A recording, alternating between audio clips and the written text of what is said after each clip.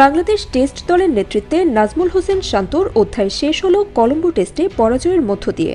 শ্রীলঙ্কার কাছে ইনিংস ও ৭৮ রানে হারার পর ম্যাচ শেষে আয়োজিত সংবাদ সম্মেলনে নিজের টেস্ট অধিনায়কত্ব ছাড়ার ঘোষণা দেন তিনি।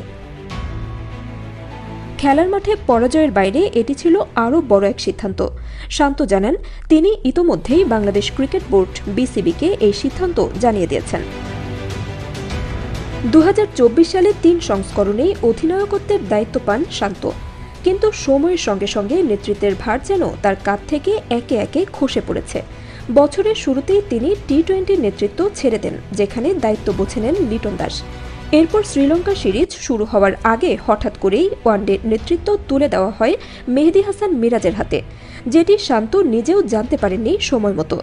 সেই থেকেই গুঞ্জন ছিল টেস্ট নেতৃত্ব নিয়েও হয়তো আর আগ্রহী নন তিনি।